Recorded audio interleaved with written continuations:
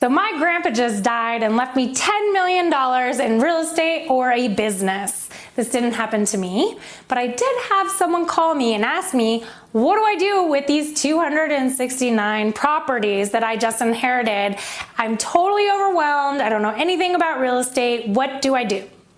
So if I was in those shoes, hi, my name is Jacqueline Matoza. I am a retired CPA.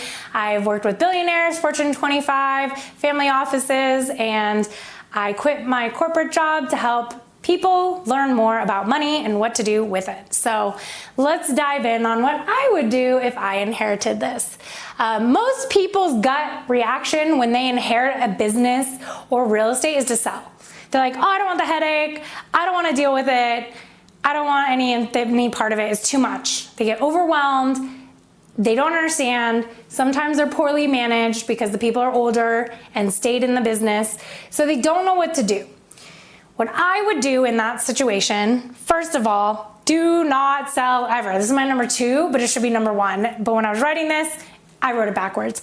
But don't sell. Don't sell ever. Someone worked really hard to grow this net worth. You need to somehow figure out how to make it work. So what I would do is I would hire a comprehensive financial advisor. This is AKA family office. Someone who knows what the heck they're doing and is really good at doing it. Someone ideally, if it's real estate, has a real estate portfolio and can show you the performance of their real estate portfolio or a client's real estate portfolio. Redacted, obviously, no addresses. But hire someone who does comprehensive financial advisory, not a CFP. Those are only licensed for stocks, bonds, mutual funds. You need to find a multi-family office is what you would be looking for. Let them vet property managers and general managers if it's a business. Like, you need someone to run the business for you and you need someone to run the real estate for you. And then also tell them that you want them to manage the business performance. What does that mean? That means every month you meet with your advisor and you're like, what happened to my investment? Because guess what? When there's accountability, they perform. When you don't, and you walk away and you sell and you walk away and just take the money, guess what? When you walk away, your energy goes where your focus flows. If you're focusing on around, it's over there, around. So guess what? You're gonna around and find out that there's no business performance and they didn't do, or maybe they took it and changed the title and you didn't even know. So always, always, always have people in your life who check them. Lawyers, check the Secretary of State, make sure you still own the property in the tax collector's office. Check these things, keep these people accountable, because if they know that you're on top of them, they're like, oh gosh, we have to have a monthly meeting. Did we prepare a PowerPoint? Did we actually look at the business performance? Did we actually even care? Or did we just take a fee for monthly services and do nothing? So manage business performance. This is their job. You manage them. You're never free when you have free $10 million, okay? But trust me, if you have $10 million in real estate and you wait 10 years, that 10 million will be worth 20 million, then you can sell and have 10 million in cash, and then you can give it to an advisor and around. But like I tell everybody, if you spend 10 years living and doing things like no one else wants to, you will live like no one else can. So this is the age-old saying, right? So make sure they show you the past portfolio performance before hiring. Show me businesses you're running, where they came in at, where they were. Give me a 5-year history. And if they don't have 5 years of history, run. Run. Because they're not a real family office. A lot of people like to use these terms and sound really sexy online, but they're not. So this is why you gotta vet people. You gotta vet people, you gotta hold them accountable, you gotta hold these people accountable. Everybody needs accountability. So if you yell at them, they will yell at these people and everything will start to get happening, okay? And you ask them up front for a timeline. If you have vacant properties, how long will it take for you to lease these out? Average is 2 months, cool. Those better be leased out in 2 months and you have to hold them accountable. If you don't wanna do it, hire an attorney to do it. Hire somebody, a CPA, somebody who has fiduciary rules and will keep on top of these people. Because a lot of people like to around and find out. And then they find out and it's too late and then they have to flash sell. So this takes effort. Yes, it does take effort, but educate yourself. Tell the advisor you expect them to teach you something every month. Why? Because if you learn how this runs, the business or the real estate, if you learn how to run it, then you're going to be able to determine if they're good or not. And you can always bring a third party advisor in, a third multifamily. Like I bring people in and check my vendors all the time. I'm like, what would you have done differently? And most of my people are like, dude, your advisors are really good. Of course, because I worked with billionaires. I know who's good and who's not. But not all of you have the cheat code. Not all of you have these people. So this is really important to learn. So educate yourself. You have to learn how real estate works. You have to learn how businesses work. You got to learn what's important. Go to school, get an MBA. This is your MBA for you and what you are handed. This was free. Don't be an entitled, spoiled prick.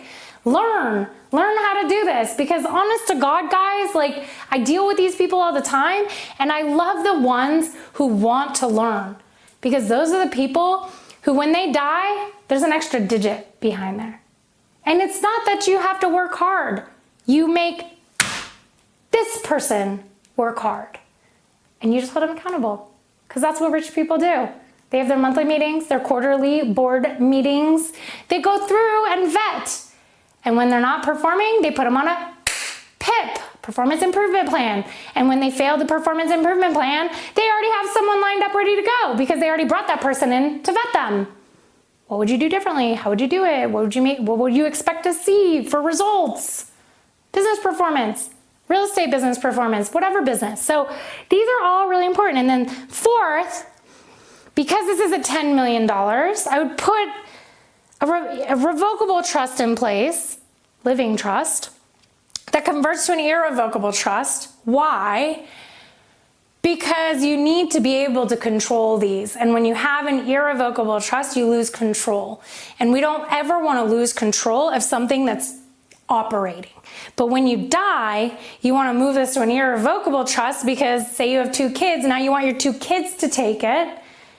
That splits the estate up so there's no estate taxes. So we want to avoid estate taxes. We want to separate property into different things, real estate businesses, whatever assets you own. And we want to put this, if it's a business, put the ownership in a C corporation, because if it's worth 10 million, it's probably making over 500,000 a year. And your corporate tax rate is only 21%. Your personal is 37. I could run numbers all day about double taxation. I've proven a million CPAs that S corps are the devil. When you're making over 500,000 in your business, you're a C corp. Period. And don't ever put a bunch of real estate without clauses in to liquidate your C corp upon death. There's things we got to get in place and things we got to do, because you want the bump up in basis when you're handing things over. Your C corporation in the business, if you die, your kids get a step up in basis in the share ownership to fair market value. So if this business goes from 10 million to 20 million because you're managing the business performance from a financial advisor who hired people to operate it, okay, you see the trend? This will now be worth another digit. So if you want to keep things going, you also don't just educate yourself, educate your kids before you die, so they're not like you and having to learn this on their own from an advisor, okay? You see the trend? This is the problem. Like I talk about boomers being a problem. They hoard, they work until the day they die, and it doesn't help, because you have a new generation coming to me like, what do? I don't know how to manage these properties. Half of them are vacant, half need renovations, half I don't even know who's paying who the checks to. I don't even know who the tenant is. I don't even have the contracts. I don't know where to start. Real problems, guys. So if you find yourself in this situation, click the link below, schedule a call with me. We can chat about it.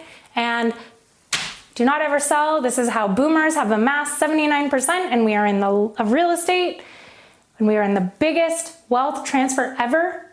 Don't be one of those who sells, because I promise you, I've had a really good friend whose parents died when they were in their 20s. They traveled the world and had 6 figures and pissed it all down the drain. Don't do it. Just don't do it. They're broke, don't have anywhere to go, don't know where to turn. That 200,000 when you're 20 would have grown to $1 million by the time they were 30. So